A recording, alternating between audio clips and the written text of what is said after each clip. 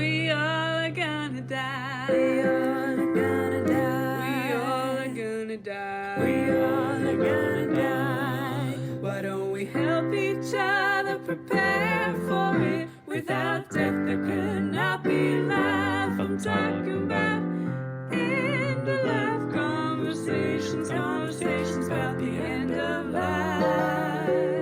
Death and dying, grief and loss, conversations about the end of life. I believe, and I've heard from so many people, how important it is to plan what you want. And you won't know what they're doing afterwards because you won't be there. But you're putting your voice out there with what you want for those that you love. And that way they can honor what you want. Welcome to this episode of End of Life Conversations. I'm Reverend Wakil David Matthews. And I'm the Reverend Mother, Ana Luisa Armendariz. In this podcast, we share people's experiences with death and dying, grief and loss, and the end of life. We really enjoy all of our excellent and insightful guests.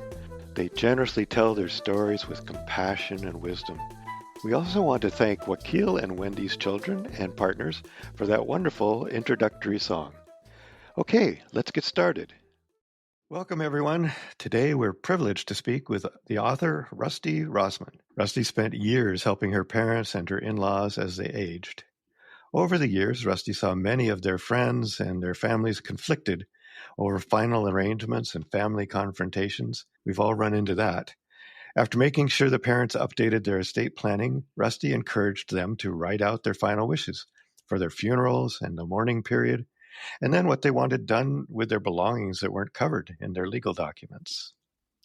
Rusty is one of 4 children.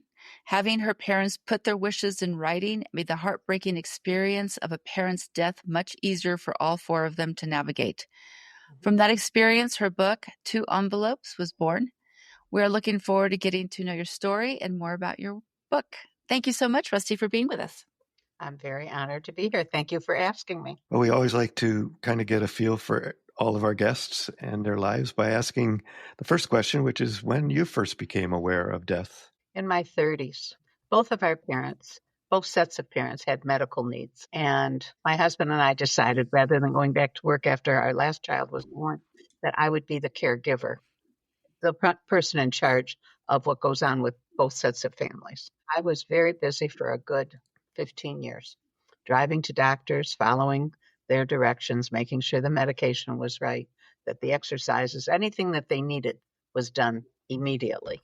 So I devoted myself to that as well as raising my children. In retrospect, both of my children now live much of what they saw me doing in their own lives, in their own business, the compassion that my children have because Beautiful. of the caregiving and what they saw on a daily basis.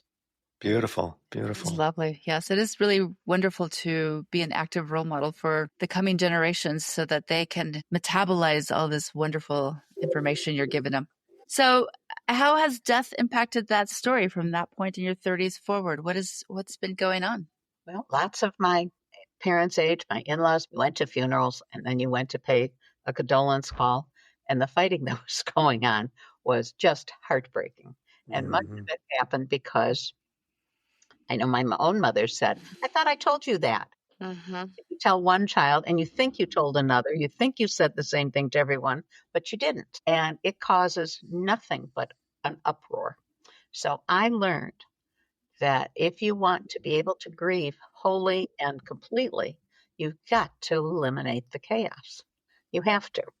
So I sat down with my parents. My in-laws wanted no part of it, but my parents did, and they wrote. And then we brought everybody together because I was the only one locally. And we brought everyone together, and I learned, feed people before you talk about anything difficult. So we all had lunch. I had 6 boxes of Kleenex for the 6 of us. And our parents explained what they wanted, how they wanted, what to do. And my mother knew she was quite ill, and she was younger than my father, but she knew she was going to die soon. And what to do with Daddy, because Daddy had his own needs and what we need to do for Daddy. And as I said, my siblings didn't live there, but everybody knew where Daddy needed to go and what we needed to do for Daddy. And when the time came, we all did. And there was no argument and no, well, I think this, or, oh, we should do that, or I don't agree. None of Yeah. that. That everybody knew because it was talked about ahead of time. And it had nothing to do if we liked it or not. It had to do is that's what Mother said. That's what Dad Mhm. did. And so we knew it. The one thing that came very, very clear to me is everybody is concerned about their voice being heard. What everybody's forgetting is the voice that you need to listen to is the person who Mhm. Right. Yeah. they Yeah. are Very sad. absolutely entitled to their opinion, their thoughts, what is right for them, whether it's right for you or not. Yeah. I have a girlfriend who said to me, "Oh, I don't need your book. We already made all those decisions." She already knew she had a plot for her mother. She knew this, that, and the next thing, but she didn't like the officiant that her mother wanted. She said, "Oh, you don't want that one. You want this one." And I said to her, "Whose funeral are we talking about?" She said, "Well, it'll be my mother's." I said, "Who's going to pay for it?" She said, "Well, my mother's estate." I said, "Why can't your mother have the officiant that she wants?" It never occurred to her. This is her mother. It's her choice. And what everybody else forgets is guess whose money you're spending? Their, not yours. It's not yours. Yeah. And Yeah. every kid, I know I have spoken all over the country, and this people's eyes get really big when I say this. Your family doesn't owe you a penny, a nickel, a dime, a quarter, or a dollar. Your parents earned the money, protected it, saved it. It's their choice what happens to it, not yours. Yeah. Yeah. That changes things a little bit when you stop thinking, well, I don't want to spend it because I'm going to get it. It's not yours, it's theirs. Yeah. Good point. Yeah, that's a good point. I like that. Well, it's a very eye opening experience, which I saw happen in my own family. That's right. Yeah. Yeah. Well, that's a good segue. We really wanted to help you talk about your book here. Your publisher actually connected to us, and we thought, wow, what a great opportunity to tell people about a book that's specifically about planning and your ideas of first and second envelope. So in your book called Two Envelopes, it says it's about pre-planning, but why two envelopes? And like, what would be in one envelope? What would be in the other? And envelope number one, I want you to label it number one, open immediately after I die. And the second envelope, number two, open immediately after the funeral because everybody is still there. Mm-hmm. Most important part, doesn't matter what you put in your envelopes. What matters is can your children find it or your loved ones find it ASAP? Because in envelope number one, you'll like this one. What is your name? What is your name? Now, the Social Security does not know me as Rusty Rosman. They do not. I have a different name, but I've never been called that name. So the funeral director is going to need to know what is my name and what is my Social Security number because they are required by law to connect with the Social Security Department. But do your kids know your Social Security number? I mean, nobody carries that card anymore because you're not supposed to. So where is it? Do you want to be cremated or do you want to be buried? Do you have plots? What do you want done if you're cremated? What do you want done with your ashes? And here's the real big one. If you're from a blended family and you've had children with this spouse, children with that spouse, and some people have also with that spouse, who do you go? And you want to be buried, where do you go? Mm-hmm. I have a story that I'm still recovering from. A gentleman who he met his wife in school, they married, lived in state A. And he had a business. They raised their three children. Everybody's happy. His wife died. He bought two plots. He buried his wife. 2 years later, he met a lovely woman from state B, and they lived together almost 30 years. He died. So she's ready to bury him in state B when the kids at state A say, he's going to get buried next to mom. And state B, those kids said, our mom wants to be next to him. Well, they almost ended up in court over what to do. So this is what they did, and I'm still recovering. They cremated him and divided him in half. My sister said, I hope they stirred him. But he divided one half of him is in state A, and the other half of him is state B. Is that what he wanted? Say so and put it in envelope number one. Yeah. Yeah. I do like that though. It's very Solomonic, right? Or like Solomon would have cut that baby in half. It's like I kind of like that. I've met with over 3 dozen funeral directors. I've met with many cemetery executive directors. It is not unusual that when somebody's cremated that they are put in 4 or 5, 6 different boxes Yeah. and given different family members. What do you do with the box after you die? What do your kids do with it? What do you want to happen to it? This requiring thinking, and write it down and put it in envelope number 1. And then they'll Yeah. know. And the Yeah. best of all is to date it and to sign it. And one of the things, how does your family get into the cell phone? Write it down and put it in either envelope number 1 or number 2, but there's a code. They don't know what it is. They just know you hold up the phone and there you are. The same thing with passwords to your computer. Put that in there. All these kind of things that you think, oh, fun. It's not funny, but in envelope number 1, it's perfectly fair to say, please notify the following people. People you worked with that your kids may not know. Cousins that you know that live here, there, and everywhere, but they've never met them. They wouldn't know to let them know. Neighbors that you live next door to that you exchange Christmas cards with. Your kids don't know, they're off living their own lives. The people you want notified that you've died, how to notify them. Is it email? Is it snail mail? Yeah. The things that you did in your life, because look at what you're doing now. But your kids really didn't know you until they were really about 10 years old. They were busy being a kid and you were mom, dad. But what did you do in your college years? Were you in charge of this? Did you participate in that? Were you arrested? Were you this? Were you that? Were you, marching in the Vietnam War? What were you doing that you want the officiant to talk about? I was at a funeral and my friend was the officiant, and he was so upset when the funeral was over because the kids could not think of anything to tell him about their mother, who was 83, except she liked to knit. Oh, there's a whole Yeah. lot more in her life than just knitting. Help your family, help the officiant. Yeah. Yeah. Exactly. Yeah. So those kind of things. I feel like this is also like a practice in really, when I think about your book, I think about you're going to spend that time writing down this list of items, but it's also a really good opportunity to actually pick up the phone and call your kids and talk about things because, I feel like most people assume that they've caught on. I think my kids would actually have too much to say at my funeral because every now I have a snafu and my daughter's like, oh, I'm going to write that one down because I'm definitely going to say that one at your memorial. It is about communication ultimately, right? And storytelling and sharing the parts of yourself that get kind of just swept along with the tide of time, Life. right? Yeah, life. Yeah. So, and there's also something we talk about in the class is the importance of going back and looking at what you wrote down maybe a year later because it can all change, right? So that's that you go into your envelopes once a year. I know I collected January 1 and every January. And if you change anything, date it and sign it. Yeah. Number 2 is just as important. You want your kids to know how to get into your computer. If you have a pet, who's the vet? They may not know. If you lease your car, you picked it up at ABC dealership, and so they take it back there. But they don't know that the paperwork is over there in that city. They don't know those things. What you need to do is think, if I was the one taking care of me, closing things down, what about the medication you have on automatic refill? They're busy taking care of this, that, and the next thing. They open the mailbox and there's, 8 bills, which is being charged to the credit card. So you need to tell them how to go about finding what you need to shut down. Yeah, and that's exactly. Really something that only you really know, Yeah. Yep. Yeah. Because our kids now, at our age, our kids are busy with their own lives and their own family. And while you think they know, they're busy with so much else, they may not remember. So writing it down is helpful. Yeah.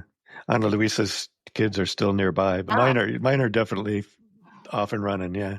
I don't live in my state. So they don't that's good. know what's going on. My kids were here until they were 18, off to college, then off to professional, and now living their lives in different states with their own families. Yeah. I have no idea where medication comes from or who the doctors are. I'm hoping that our podcast and the work that we're doing out in the world will also help more younger families and millennials and Gen Zers, Yers, whatever they are, to be curious. And I feel like the really young people are really curious. Like my kids actually have all that information that you just said, Rusty, because they have the master password to my LastPass. And, they know everything. They're in my business so much. And I offer it to them. I've not been the parent who obscures health issues, mental health issues, or hard stories about, so-and-so person should not be at my funeral. And, again, it's like my 16 and 18-year-old could probably do a really good job tomorrow in burying me and having everything taken care of because I have been pounding this into their heads since they were really little. Yeah. Not. They're both busy 24/7 with their Yeah. own families and their professions and on call and all the other things that they're doing. And there's an awful lot in each person's head, Yeah. Yeah. That's true.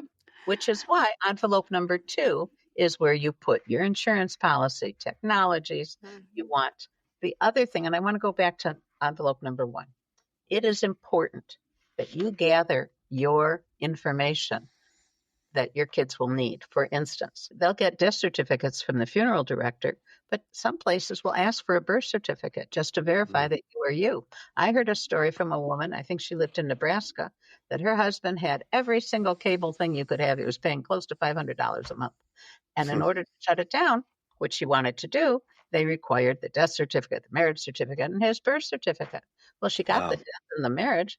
She couldn't find his birth certificate. Long story short, he wasn't born in that state. And he was older. Nobody was around to know where was he born. It took them 18 months to find where he was born to get the certificate. She paid on that bill for 18 months until she was able to prove that he was the one that had the, and 18 months she paid over $500 for something she didn't want. So Well, yeah. that you really need to think about because your kids may not know that. Yeah, Mhm. exactly. Legal, financial, designating, health directives, pets, your jewelry, your art, genealogy. If you're a genealogist for your family and you've made the whole record, where do they find it? Because it's on your computer. To make copies for everybody. So somebody might want to do that. Photo albums. I went and had copies made of all these things, so all 4 of us would have, but not everybody, wants to do that. But those are all important things to think about and to be prepared. And that's what goes in envelope number 2. And then I'd Perfect. like to share with you and your listeners the last thing that I suggest. And I wrote this. Writing a love letter to your children and putting in an envelope number 2 is a gift to you and to them. This is the perfect opportunity to say what you want to your children. These are your children. These are your babies. Let them hear your voice and your memories. Writing your letter, if you're able, rather than typing it, gives them a recognizable piece of you. You will feel better and they will all feel your love. This is truly a gift from you to them. And I would like to quote Genesis chapter 49. Before the biblical partner Jacob died, he gathered his family around his bed to bless his family and to say goodbye. Yeah, yeah, right. Not every child fulfills a parent's dream for them, but you were given this gorgeous little thing to hold and to love. It's still your child. Yeah, And some people don't know what to write. So it's perfectly fine to say, I loved you from the second I knew you were going to be born, and I will love you forever. yeah, yeah. The whole 2 envelopes or the planning process that we talk about, the advanced care planning, all those things, really all of that is a gift that you're giving to the people who are going to have to deal with this, right? So yeah, it's great that you've got all those things written down and that somebody that one resource I found said, have a party once a year instead of your birth party, have a death party. Invite all those people that you want to take care of things for you and make sure they really want to do it still, Yeah. And don't be surprised if the person you expect to take care of everything dies before you do. That happens, yeah. Which is why I just like to show this, if I may. This is the book. It's called 2 Envelopes, What You Want Your Loved Ones to Know When You Die. Yeah, And good. it's on Amazon, and Barnes & Noble can get it for you. Walmart can get it for you. So I am Perfect. very proud of the book, and I am extremely proud of the wonderful things that people say after they have read the book and done everything inside, of the relief that they feel. They feel satisfied because so many people I know, their children just don't live near them. Yeah. And, you have one here, one somewhere else. And that way, everybody knows the same thing. So what you want to do is eliminate the chaos so your kids can grieve. Absolutely. Yeah. So what are some of the challenges that you face with your work? Well, the biggest challenge that I had was when I spoke with different funeral directors, was the shock that I have of how many families fight in their office. I was Mhm. absolutely shocked. And that it's very unusual that everybody is on the same page. What do you mean you're going to bury him? Why this? No matter who I talked to, no matter what religion it was. And especially, it was interesting in the Muslim world, in so many of the younger people who are a lot more liberal are not real thrilled. When the older kids in the family want it more traditional, and that isn't what they want for themselves. But again, it's not what you want, it's what your loved one wants. Yeah, And getting that exactly. idea across Yep. is the hard part. It's what Yeah, your loved one wants. You are yeah, facilitating for them. It's not about you, it's about them. yeah. That's exactly right. Well, we always like to also check in with our guests and just ask you if anything, what frightens you most about the end of life? That's a good question. I don't want any pain. Hmm. And I hope to God I'll be able to see my children before I die because Yeah, they live in other states. And I don't know if I'll live longer than my husband or my husband will live longer than me, but I hope that we will be together when the time comes that one of us has to go. yeah, yeah. Beautiful. A loved one is with me. I would prefer that rather than Mhm. alone. Mhm. Yeah, yeah. That's how That's I Good. lovely. Yeah, that's important. So you've been doing all this work, you're connecting with folks. How do you keep yourself resourced? How do you take care of yourself so that this doesn't become a grind for you and you're tired and you talk about this all the time, but does it? Is it, how do no. you In fact, this book has given me, I'm 78 years old. It has given me a boost that I never expected at this point in my life. Mhm. I've Mm. been very busy with business and community work that I do. I'm on several of the township boards and I've done them for 40 years. And I like doing those things. But at my age, people are winding down. I'm going the other way. Good for you. I like I am that. traveling the country and I have been talking about my book and selling it. And I have been energized, really Good. energized by it. And I've had the fun of watching my husband be so energized by it. Beautiful. That's nice, honey. That's terrific. Yay, you. Mhm. And then when I went to a book fair and I presented my book, there were over 100 people there. It was standing room only. And then they all lined up to buy the book. It took me an hour and a half to sign books. He was blown away. I love it. I love Yeah, it. it was like, wow. So he's been 100% ever since. But what I love, and I really love, and my husband loves, is people saying how important it was for them to read the book and to do the envelopes. I just got off the phone about 20 minutes before we got on with a friend who was just turned 80, and she couldn't thank me enough because Mm-hmm. her son doesn't live here. Her daughter is not so attentive. And she Mm-hmm. said, I'm so relieved, and Mhm. they both know where to find it and whatever. Beautiful. I So love that. I love it because I did that. Yeah. Yeah, yeah, that's great. Did And that's that. great that it I supports you and makes you think feel, I can help people feel what I feel because I'm yeah, very, very satisfied that yeah. I'm prepared. My husband is prepared. We both have separate envelopes, by the way. He has his. Good. As it should Yeah. be. We were flying back from Europe, and the man next to my husband was telling him all about his Sky Miles and that when you're dead, you can assign them to a family member. And my husband got so excited, came home, went and got his envelope, put in there who we wanted to have as Sky Mm. Miles. So satisfied. Right. I know, yeah, Sky Miles, but he was. And that's what it's about. It's about you and what makes you satisfied.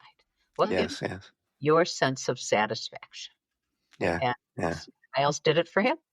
I That's love it. great.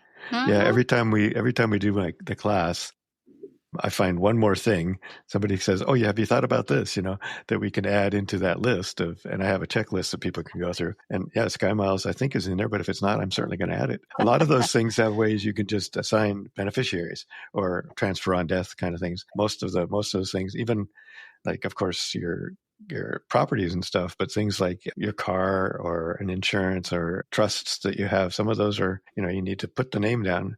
And the other thing we found, one of the newer ones I found recently was all of your social media accounts. You can say who's in charge of it when you die. You can create beneficiaries for those and who takes over. So another good thing to have on there. So yeah, thank you. This is really, it's always good I think, to just really think about this and to. Really So I'm did. really glad you put this together.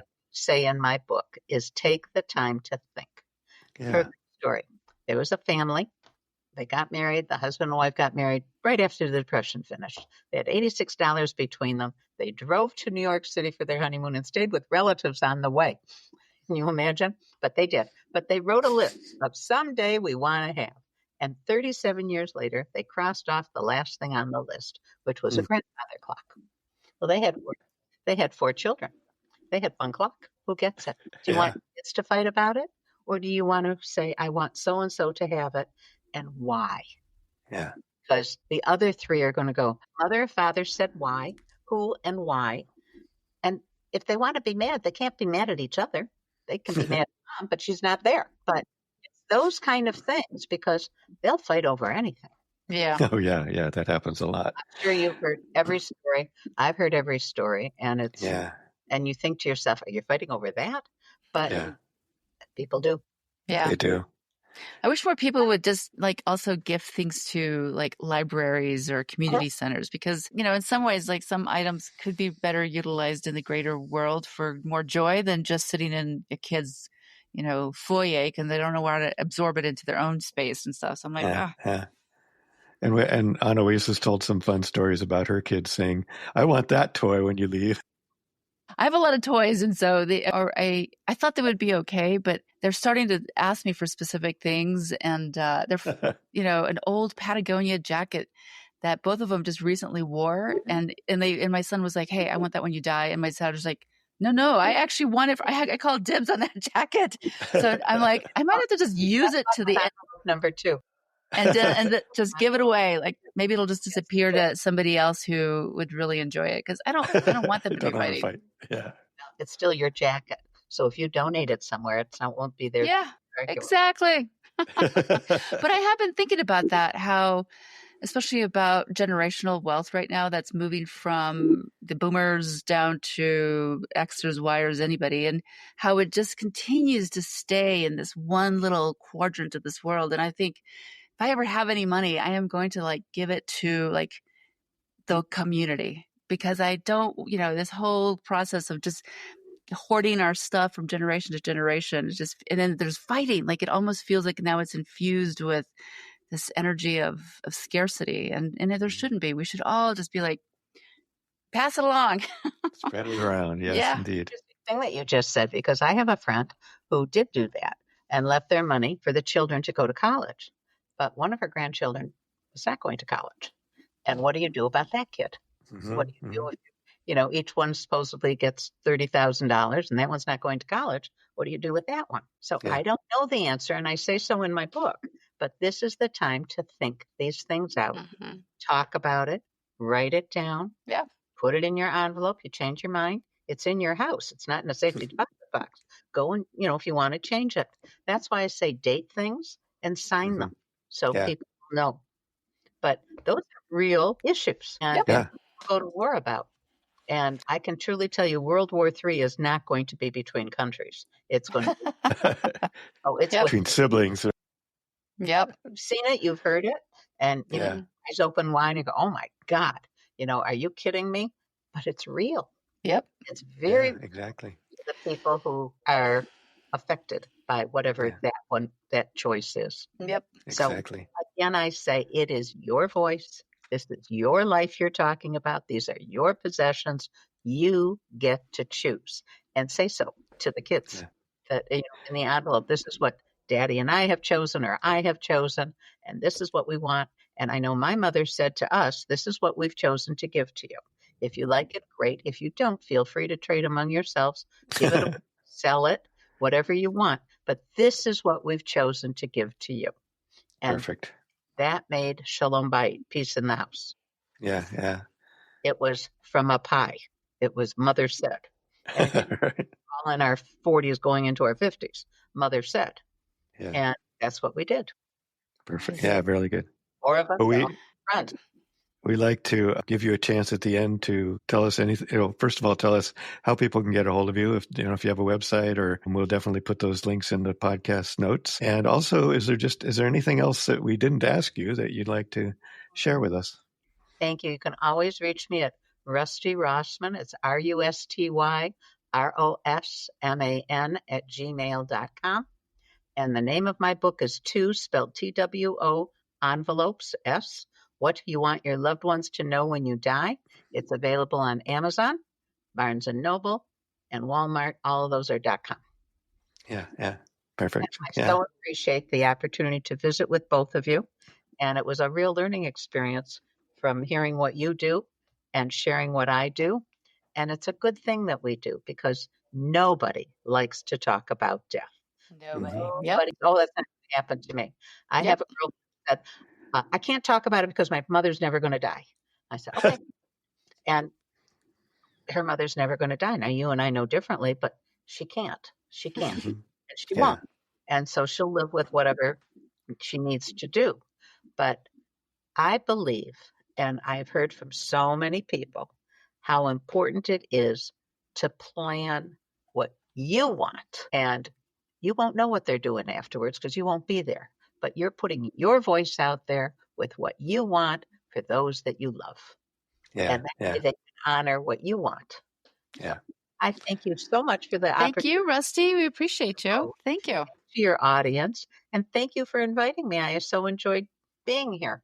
I Yeah, appreciate thanks. you. It was Yeah. great to talk with you, and we'll put all those in the notes, and we'll let you know when it's going to be live, so you can send it out to all your friends. And if you have friends or people you've run into who have a good story, have them listen to the podcast and get in touch.